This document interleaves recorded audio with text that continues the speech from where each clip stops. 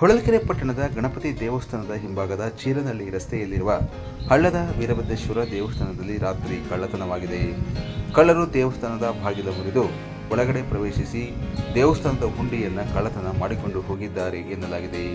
ದೇವಸ್ಥಾನದ ಹುಂಡಿ ಸುಮಾರು 120 ಕೆಜಿ ತೂಕವಿದ್ದು, ಕಳ್ಳರು ಯಾವುದೋ ಆಟೋದಲ್ಲಿ ದೇವಸ್ಥಾನದ ಹುಂಡಿಯನ್ನು ತೆಗೆದುಕೊಂಡು ಹೋಗಿದ್ದಾರೆ ಎಂದು ಶಂಕಿಸಲಾಗಿದೆ. ಈ ಸಂಬಂಧ ಹೊಳಲ್ಕೆರೆ ಪಟ್ಟಣದ ಸ್ಥಳೀಯರು ಹೊಳಲ್ಕೆರೆ ಪೊಲೀಸ್ ಠಾಣೆಗೆ ದೂರು ದಾಖಲಿಸಿದ್ದಾರೆ. ಹೊಳಲ್ಕೆರೆ ಪಿಎಸ್ಐ ಸಚಿನ್ ಪಾಟೀಲ್ ಸ್ಥಳಕ್ಕೆ ಭೇಟಿ ನೀಡಿ ಕಳ್ಳರನ್ನ ಪತ್ತೆ ಮಾಡುವುದಾಗಿ ಸ್ಥಳೀಯರಿಗೆ ಭರವಸೆ ನೀಡಿದ್ದಾರೆ. ಈ ಸಂಬಂಧ ಹೊಳಲ್ಕೆರೆ ಪಟ್ಟಣ ಸೇರಿದಂತೆ ಸುತ್ತಮುತ್ತಲ ಹಳ್ಳಿಗಳಲ್ಲಿ ಸಿಸಿಟಿವಿಯನ್ನು ಪರಿಶೀಲಿಸಿ ಕಳ್ಳರನ್ನ ಪತ್ತೆ ಮಾಡಲಾಗುತ್ತದೆ ಎಂದು ಪಿಎಸ್ಐ ತಿಳಿಸಿದ್ದಾರೆ.